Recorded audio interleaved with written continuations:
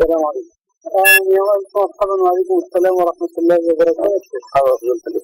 يا رب أنا امبارح الحقيقة انتبهت متأخرا للمكالمة فاتصلت بحضرتك بس لسه متأخر جدا في آسف جدا. معلش انا كنا طبعا قاعدين في الليل فسامحني. ربنا معاك يا رب العالمين. الحمد لله رب العالمين. طمني على الأخبار، ماشي كويس الحمد لله. والله ماشي كويس الحمد لله رب العالمين. انا طلبت حضرتك لان الناس كلها بتسالني عليك بس الحاجه دي. ايوه طبعا. انا مش عارف اقول لهم ايه. بس حبيت اتصل بيك واسالك عشان اقول لهم ايه. والله يعني كل الناس الكبار وحتى الشباب الصغيرين يعني الشباب امبارح موجودين، طلاب الشريعه وشباب من حازمون ويعني كل الناس بتسال هو في حازم فين؟ صحيح. هو بس الفكرة انه عدم وضوح المسار شوية هو اللي مخلي الواحد مش عارف زي ايام 25 يناير. فهو نفس مشكلة 25 يناير. هي الصورة الحقيقة لما بتبقى فيها يعني ابهام بيبقى المسائل الحقيقة غير جيدة. فانا مش عارف هم يعملوا ايه لغاية دلوقتي. يعني النهارده مثلا مسألة زي ما بنسمع متجهة الى الوصول الى تنازلات وحل وسط اتفاقات وكلام زي كده.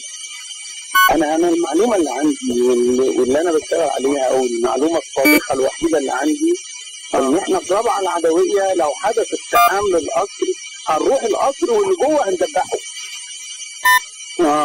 ده المعلومه اللي عندي وانا نازل معايا سلاح مرخص بتاعي سلاح حي. وكل الناس اللي معايا بتتنبه. لكن مساله ان يعني ان يتم التنازل والتجاوز وان مرسي يسقط دي مساله يعني انا شخصيا مش حازم والناس اللي معايا دونها الرقاب. ورابعه الشباب كلهم بتاع الجماعه الاسلاميه وشباب كتير من الاخوان معاهم سلاح فعلا. ما هو طب بس ما هو بيتقبض على اللي معاهم سلاح او مفيش حد اتقبض عليه خالص. لا خالص. اللي بيقولوا فيه 17 في خالص البناء والتنمية. لا خالص لسه هنكلم الدكتور طارق الامور قال لي لا دي حاجه كده.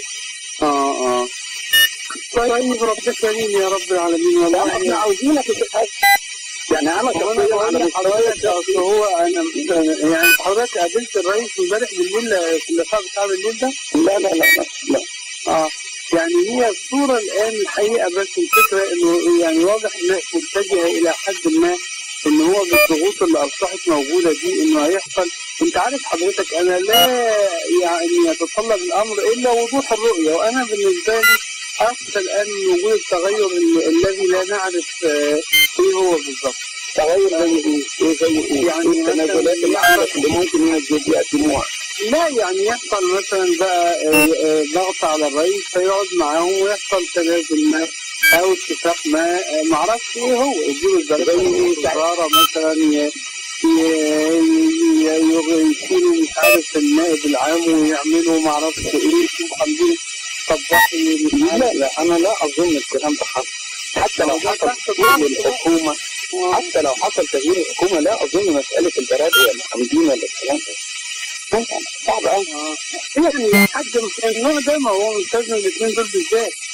يعني ممكن يكون مثلا خلاص ان عبد الفتاح السيسي يشكل الحكومه مثلا.